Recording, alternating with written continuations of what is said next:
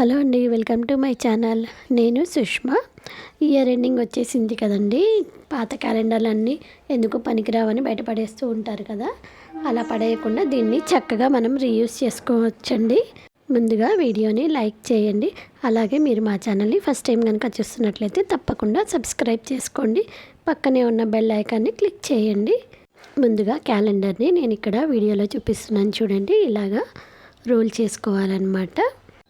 ఇలా మొత్తం చివరి వరకు రోల్ చేసుకున్న తర్వాత ఇంట్లో ఏదైనా పాత సాక్స్ ఉంటే ఆ సాక్స్లో ఈ క్యాలెండర్ని అయితే పెట్టుకోవాలండి.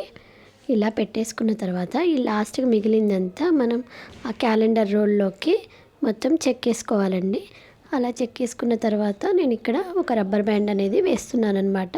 ఆ క్యాలెండర్ ఊడిపోకుండా ఇలా ఒక 2-3 వేసుకోవచ్చండి రబ్బర్ బ్యాండ్స్.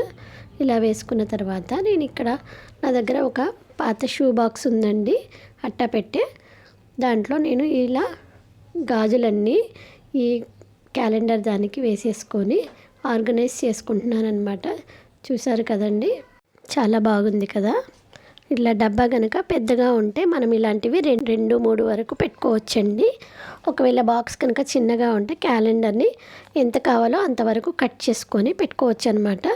అంతేకాకుండా ఈ బాక్స్ని కనుక మనం చక్కగా ఏదైనా మంచి క్లాత్ తోటి డెకరేట్ చేసుకున్నాం అనుకోండి, ఇంకా బాగుంటుందండి.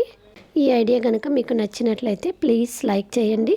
అలాగే మీ ఫ్రెండ్స్కి, ఫ్యామిలీ మెంబర్స్కి షేర్ చేయండి. Thank you for watching.